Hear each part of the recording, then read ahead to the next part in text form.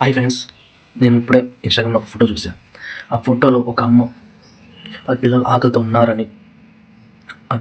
ఉన్నారని తను ఏం చేయలేని పొజిషన్ ఉంది. వాళ్ళ పిల్లల కోసం తను గుండు చేయించుకొని వాళ్ళ పిల్లలు కడుపు నింపింది. సో ఎంత కమ్మిందో తెలుసా సబ్జెక్టు. ₹150 మాత్రమే. ఆ ₹150 ఎన్ని రోజులు తింటారు, ఎన్ని పూటలు తింటారు? అయితే ఒక పూట లేదా 2 పూటలు తింటారు. ఆ 2 పూటల కోసం వాళ్ళ అమ్మ జుట్టనుకుంది.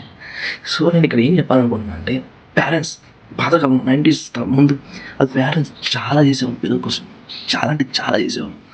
కానీ నేను నా సిచ్యువేషన్, నా ఫ్రెండ్స్, నా సిచ్యువేషన్, నా ఏజ్ పీపుల్ వాళ్ళ అమ్మ కోసం ఏం చేస్తున్నారు? ఏం చేయట్లా. వాళ్ళంత త్యాగం చేసినప్పుడు, అవంత బాగా చూసుకున్నప్పుడు మనం ఎందుకు చూసుకోలేకపోతున్నాం? నేను అందరూ అనట్లా, దేవుడు అందరికీ అవకాశం ఇయ్యడు. పేరెంట్స్ చూసుకోవాలంటే అదృష్టం ఉండాలి. ఆ అదృష్టం అందరికీ రాదు. దేవుడు అందరికీ ఈడు, పరీక్ష పెడతాడు, శిక్షిస్తాడు. సో ఆ బాధ్యతల్లో నేను ఒకడిని. నేను మమ్మల్ని చూసుకోవట్లా. ఈ సిచ్యువేషన్ ఎవరికి రాకూడదు. మళ్ళీ చెప్తున్నాను, చూసుకోవాలన్న అంత ఆశ అయినా అంత కోరిక ఉన్నా కూడా నా డ్రీమ్స్ వేరు, నా ప్రపంచం వేరు, నేను కళ వేరు. ఆ సిచ్యువేషన్లో నేను ఉన్న పొజిషన్లో నేను ఉంటే ఎలా చూసుకోగలుగుతాను? చూసుకోలేను కదా. సో నేను ఏం చెప్పాలంటే, పేరెంట్స్ బాగా చూసుకోండి. నన్ను కానీ మిమ్మల్ని కానీ మీ పేరెంట్స్ ఎంత గొప్ప పెంచి ఉంటారు, ఎంత బాగా చూసుకుంటూ ఉంటారు. పండగ వస్తే కొత్త కొత్త బట్టలు ఇప్పించి ఉంటారు. పండగ వస్తే కొత్త కొత్త లొకేషన్ తీసుకెళ్ళి ఉంటారు. మిమ్మల్ని ఎక్కడ తక్కువ చేసి ఉంటారు నాకు తెలిసి. కానీ మనం ప్రతి విషయంలో ఒక్క ముద్ద అన్నం పెట్టలేకపోతున్నాం.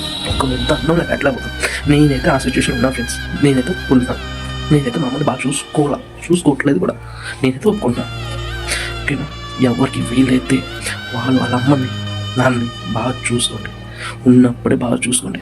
నాకైతే అదృష్టం లేదు. ఆ అదృష్టం మీకు ఉంది, నేను కోరుకుంటున్నాను. ఓకేనా? బాగా చూసుకోండి. Don't miss the chance. ఎందుకంటే టైం పోతే మళ్ళీ తిరిగి రావద్దు. ఓకేనా ఫ్రెండ్స్?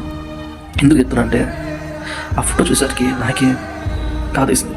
అంటే నేను ఏం చేస్తున్నాను, ఏం తప్పు చేస్తున్నాను అనే విషయం నాకు తెలుసు కాదట్లా. కానీ నా సిచ్యువేషన్ వేరు.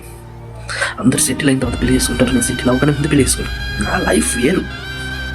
ఒకరితో కంపేర్ చేసుకున్నాను. వయసు అయితే నాకు లేదు, ఒకరితో కంపేర్ చేశాను. మైండ్ అయితే నాకు లేదు. దయచేసి బాగా చూసుకోండి. దీనికి మించి నేను ఏం చెప్పలేను. Okay, thank you so much. నా మాటలు ముందు